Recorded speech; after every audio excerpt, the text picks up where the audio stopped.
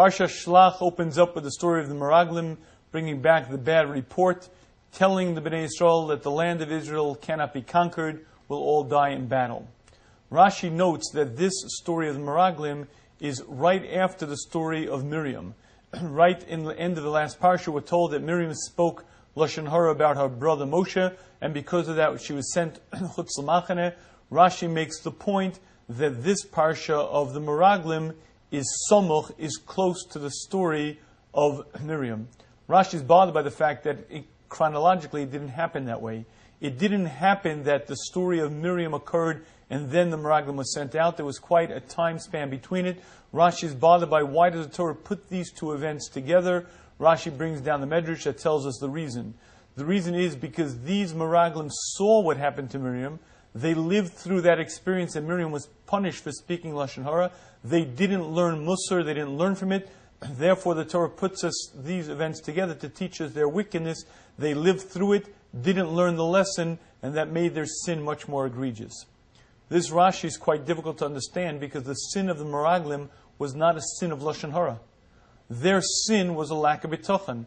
In their mind's eye, they saw that we couldn't conquer the land of Israel, we would have been killed. Their lack was a lack of trust in Hashem, a lack of emunah, but it had nothing to do with Lashon Hara. Why does Rashi tell us that they didn't learn from what happened to Miriam when their sin had nothing to do with Lashon Hara, had to do with lack of bitachon?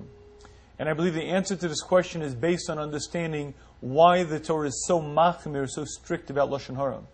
The Rambam defines Lashon Hara as words that damage, whether they hurt a man's reputation, whether they hurt a man's business dealing, whether they hurt the way people look at that individual. The definition of Lashon Hara are words that hurt, words that damage.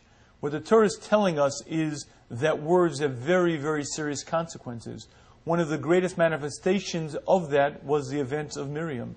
She spoke about her brother who she loved dearly. She went to the Kohen Gadol as her brother, Aaron, to just try to understand better, maybe help Moshe out with a mistake. But her intentions were pure, yet she was punished so severely that she was sent outside of the encampment for 7 days.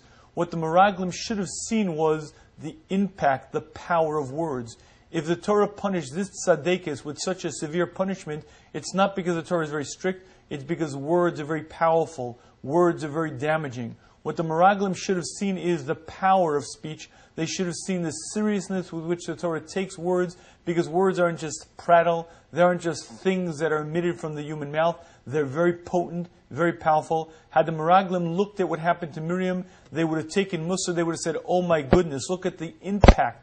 Look at the power of words. That would have been a guard to their tongue. And before they came back with this speech, they would have reviewed it 100 times in their minds. Maybe it's not correct. Maybe before I speak, I should think again. With that introspection, they would have thought more deeply. They would have realized, of course, that Hashem could save us. Hashem could bring us into Eretz Yisrael. That would have prevented the entire unfolding of the events. Their mistake was in not looking at what happened to Miriam, not understanding the power of speech, not understanding the impacts that our words have.